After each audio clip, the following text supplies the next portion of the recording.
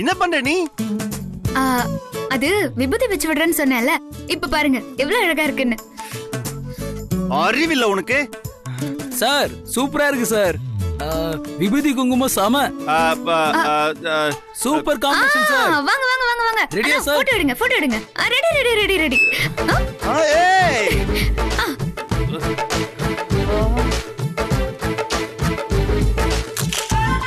Sir எங்க பாருங்க sir. கேமராவை பாருங்க சார்.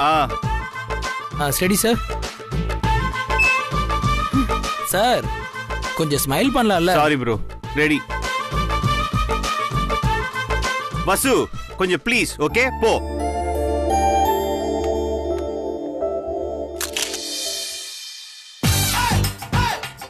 என்னது இது? இவ நெத்தி போட்ட காட்டி ஏதோ சொல்றா, அவ அதை கேட்டு ரியாக்ஷனையே மாத்தறான். இவங்க ரெண்டு பேருக்குள்ள என்ன நடக்குதுன்னே புரியலையே. ஐயோ, அது என்னன்னு தெரிஞ்சுக்கணும், என் தலை வெடிச்சிருமே. முதல்ல கண்ணடிச்சா, அப்புறம் கிஸ் பண்ணா, இப்ப பொட்டு வச்சு விடுறா. டூ மச்சா இருக்கு, இது விடவே கூடாது. ஏய் வசு வசு வாங்க.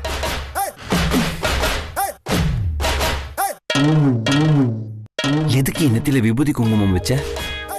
அர்ஜுன் சார் போட்டோகிராஃபர் விபூதி குங்குமத்தை வச்சா நல்லா இருக்கும்னு சொன்னாரு. இப்ப பாருங்க உங்க முகம் ரொம்ப அழகா இருக்குல்ல. விளையாடாத வசு, நீ உன்னோட லிமிட்டுக்கு மீறி போயிட்டு இருக்க. யாராவது பார்த்தாங்கன்னா என்ன ஆகுறது? ஓ, யாராவது பார்த்தா என்ன ஆகுங்கிற கவலை தானா? நான் வச்சு விட்டதை பத்தி எல்லாம் கவலை இல்ல, அதானே? நானும் யாராவது பாப்பாங்களோன்னு தான் பார்த்தேன்.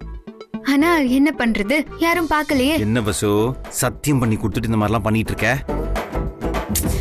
அர்ஜுன் சார், நான் சத்தியம் பண்ணது உங்க கல்யாணத்துக்கு குறுக்க நிக்க மாட்டேன்னா, பொட்டு வைக்க மாட்டேன், கண் அடிக்க மாட்டேன்னு இதுக்காகலாம் இல்ல. வசு, நீ என்ன ரொம்ப டென்ஷன் படுத்துற. அர்ஜுன் சார், ஏன் டென்ஷன் ஆகுறீங்க? கூல். கல்யாண மாப்பிள்ள டென்ஷன் ஆக கூடாது, எப்பவுமே சந்தோஷமா இருக்கணும். என்ன பாருங்க, நான் எவ்வளவு சந்தோஷமா இருக்கேன். ஏய் பா.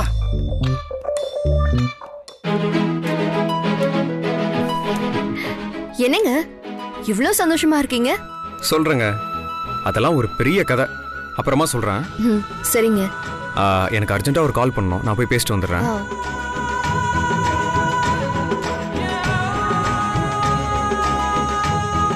மீனாட்சி வாய் நிறைய அண்ணி அண்ணின்னு கூப்பிட்டு இருக்காங்க. அவங்களுக்கு இந்த விஷயம் எதுவும் தெரிய வேண்டாம்.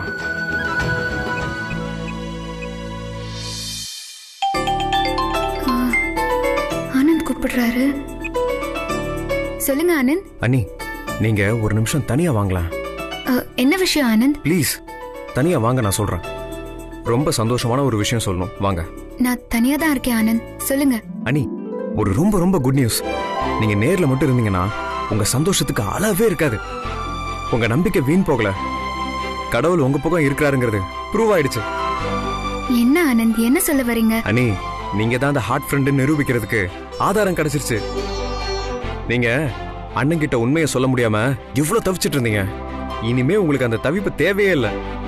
ஓவியமும் கைக்கு கிடைச்சிருச்சு. ரவிவர்மன் சாருக்கும் நினைவு திரும்பிருச்சு.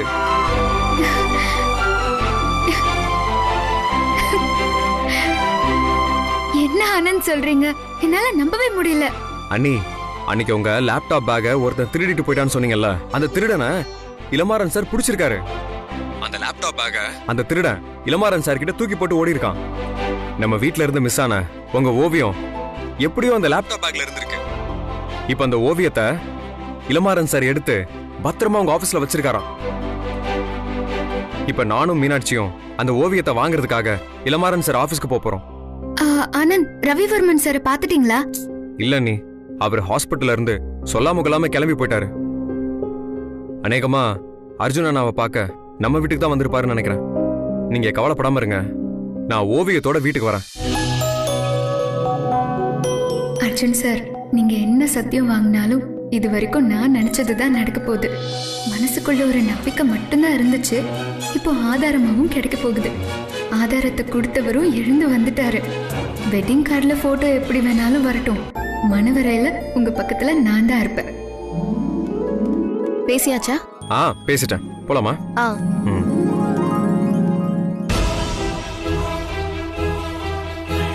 அத்தாச்சி மேடம் போட்டோலாம் எடுத்தாச்சு.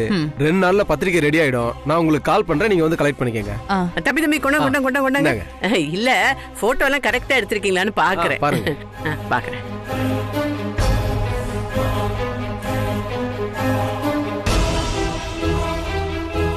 எப்படியும் பெரிய வேலை முடிஞ்சது.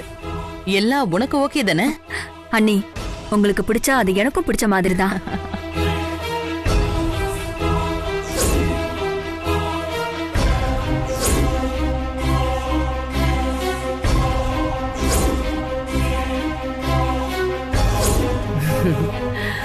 ஏதோ என்னால முடிஞ்சது.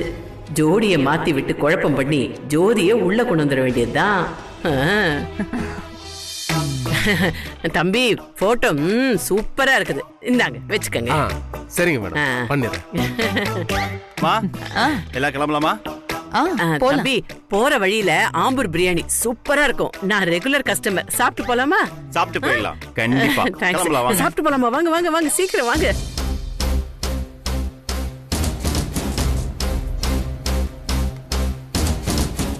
என்ன இளமாறன், வந்ததுல இருந்து ஒரே டென்ஷனாவே இருக்கீங்க. என்னாச்சு உங்களுக்கு?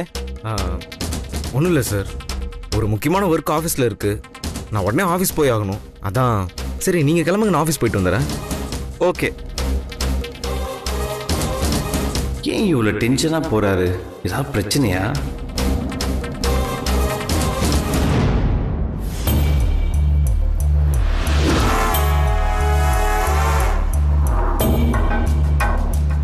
ஏதோ அந்த போட்டோ கதை பெரிய கதை அப்புறமா சொல்றேன்னு சொன்னீங்களே. அது இப்போ சொல்ல முடியாது. இன்னொரு சந்தர்ப்பத்தில் கண்டிப்பாக சொல்கிறேன். இப்போ நான் கொஞ்சம் டென்ஷனாக இருக்கேன். ஏங்க என்னாச்சு? உங்கள் அண்ணன் ஆஃபீஸில் இருக்கிற அந்த ஓவியத்தை வாங்குற வரைக்கும் எனக்கு டென்ஷனாக தாங்க இருக்கும்.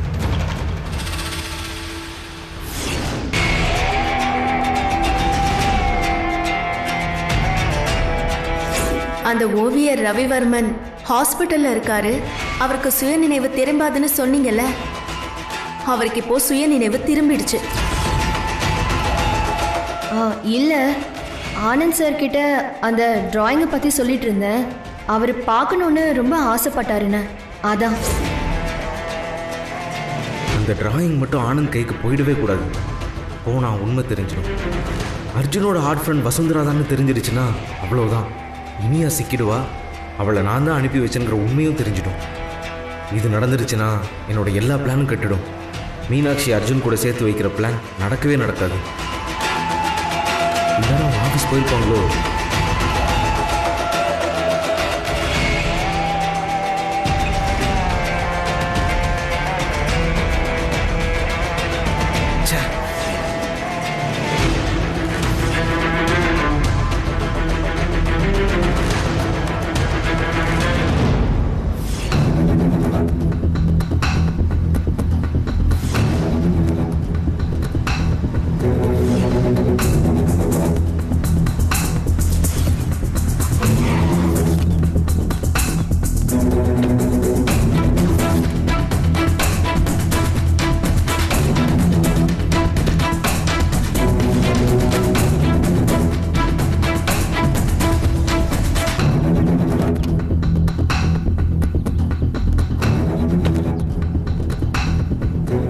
ஃபோட்டோ எக்காரணத்தை கொண்டு ஆனந்த் கைக்கு கிடைக்கவே கூடாது.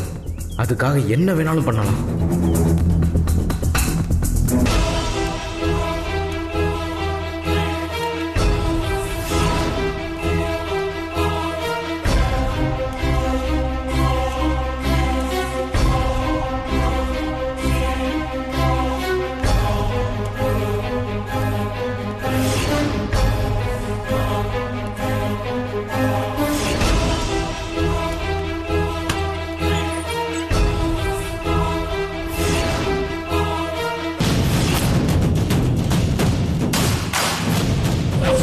அந்த ஃப்ளோரா?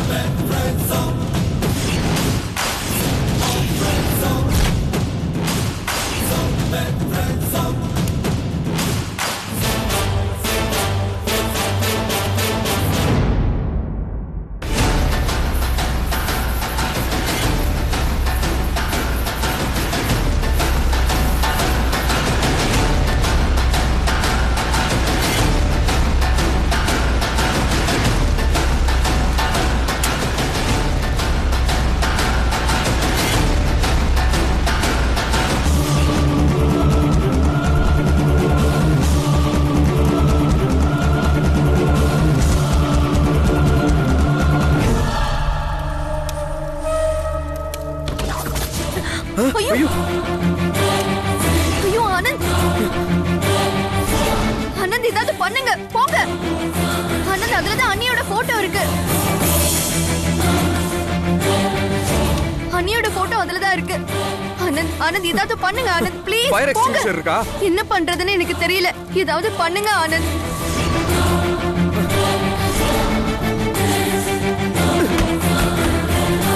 சீக்கிரம் சீக்கிரம் அடிங்க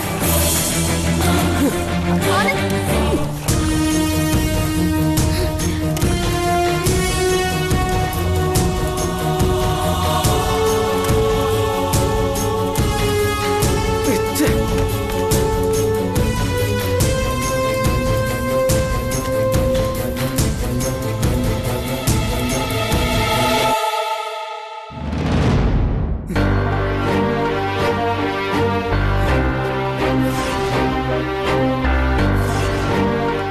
இதான் அந்த ஓவியமா? ஆமாங்க இந்த ஓவியம் தான்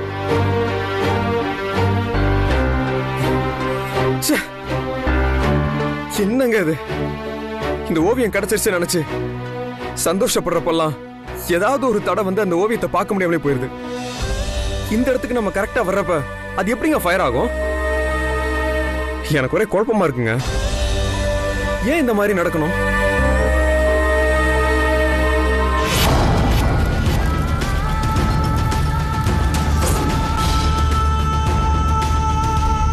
வசுந்தரா அன்னைக்கிட்ட ஓவியம் கிடைச்சிருச்சுன்னு வர சொல்லிட்டேனே.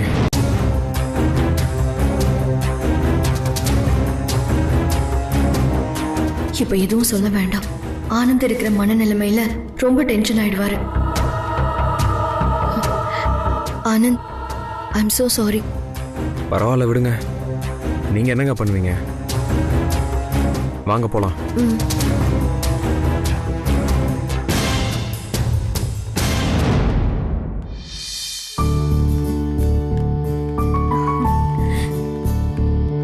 என்ன நீ உங்க மனசு பிரகாரம் எல்லாம் சந்தோஷமா முடிஞ்சுதா?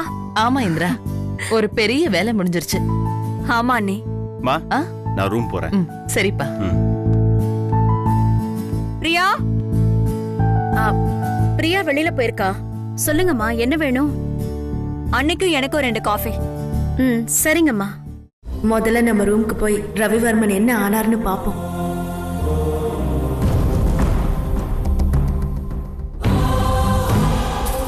வா மம்மி போலாம்.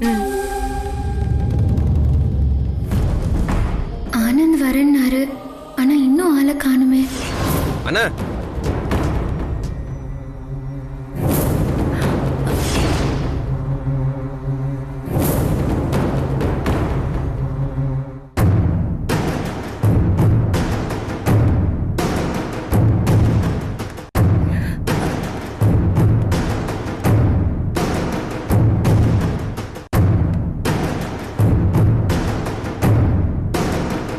கார்டு செலக்ட் பண்ண கூட வரவே இல்ல.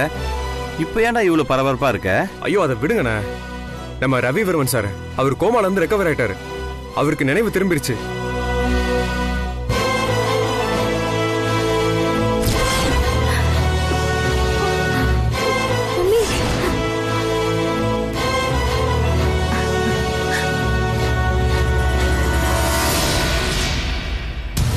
என்னடா சொல்ற?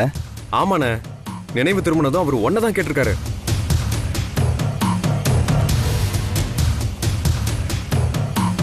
இனிமே ரொம்ப ஜாக்கிரதையா இருக்கணுமே. ஐயோ என்னடி இது? ரவிவர்மனுக்கு நினைவு திரும்பிடுச்சாமே. அவர் மட்டும் அர்ஜுன் கிட்ட உண்மையை சொல்லிட்டா அவ்வளவுதான், நம்ம கதை கந்தல் ஆயிடும். நம்ம போட்டு வச்ச பிளான் எல்லாம் வேஸ்ட் ஆயிடும். உண்மையாவா? ஆமாண்ணே, அவர் அப்படி கேட்டதும் ஹாஸ்பிட்டல்ல இருந்து உனக்கு தான் ஃபோன் பண்ணிருக்காங்க. உனக்கு லைன் கிடைக்கலையா? அப்புறம் எனக்கு ஃபோன் பண்ணி எல்லா விஷயத்தையும் சொன்னாங்க. நான் உடனே ஹாஸ்பிட்டலுக்கு நேரா போனேன். ஆனா அங்க அவர் இல்லைண்ணே. சொல்லாம கொள்ளாம எங்கேயோ வெளியே போயிட்டாருண்ணே. எனக்கு என்னவோ ஒன்ன தேடிதான் இங்க வந்திருப்பாரோன்னு தோணுது.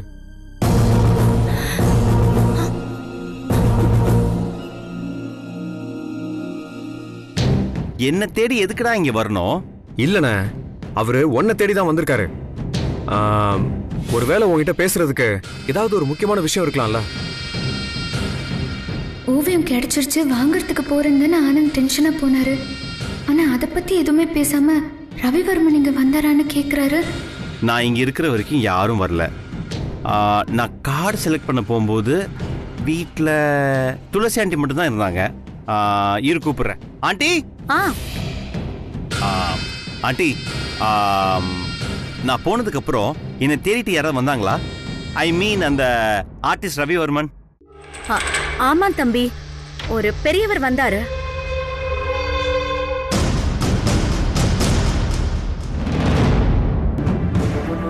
உங்களை பார்க்கணும்னாரு. நான் அவரை ஹால்ல உட்கார வச்சேன். அதுக்கப்புறம் காஃபி எடுத்துட்டு வர போனேன். ஆனா அவரு நீங்க கேக்குற ஓவியரான்னு எனக்கு தெரியல. ஆனா அப்ப ஹாலுக்கு வந்த இனியா அவங்களோட ஆசிரமத்துல அவர் வேலை பார்த்ததாவும் அவங்களதான் பார்க்க வந்ததாவும் சொன்னாங்க. அவர் உங்க ரூம்ல உட்கார வச்சிருக்கிறதா சொன்னாங்க. நான் காஃபி அவங்க கிட்ட கொடுத்துட்டு கிச்சனுக்கு சமைக்க போயிட்டேன் தம்பி. நிச்சயமாக அடுத்த கேள்வி என்கிட்ட தான் வரும். எப்படியாவது சமாளிக்கணும்.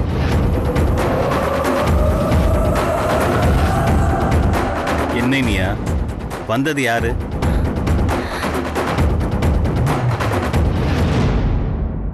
அர்ஜுன், ஆண்டி சொல்றது நிஜம்தான். அவரு ஓவியர் ரவிவர்மன் இல்ல, எங்க ஆசிரமத்துல எங்களை பாத்துக்கிட்ட பெரியவர். எனக்கு கல்யாணம்னு கேள்விப்பட்டு அவர் என்ன பார்க்க வந்திருக்காரு. அவருக்கு காஃபி கொடுத்தேன். கொஞ்ச நேரம் பேசிட்டு இருந்துட்டு அவர் அப்பவே கிளம்பிட்டாரு. அண்ணா, இனியா சொல்ற ஆள் வேற ஆளா இருக்கலாம். ஆனா ரவிவர்மன் சார் கண்டிப்பா இங்க வந்திருக்காருண்ணா. கண்ணு முழிச்சதும் உங்களை கேட்டவரு ஹாஸ்பிட்டல்ல சொல்லாம கொள்ளாம வேற எங்கண்ணா போயிருக்க போறாரு? டி ஆனந்த், அதான் சொல்றாளே, வந்தா எங்க போயிருக்க போறாரு? சரி இரு, வாட்ச்மேனை கூப்பிட்டு கேட்போம். Watchman, watchman sir.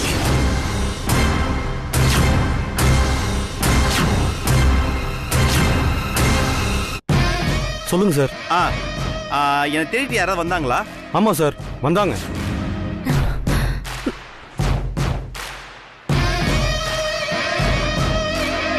அர்ஜுன், நான் தான் ஒருத்தர் வந்தாரு. அவர் எங்க ஆசிரமத்துல வேலை பார்த்த பெரியவர்னு சொல்றேன்ல. ஏன் திரும்ப திரும்ப ஒவ்வொருத்தரையா கேட்டுட்டு இருக்கீங்க? அந்த பெரியவர் எப்ப திரும்பி போனாரு?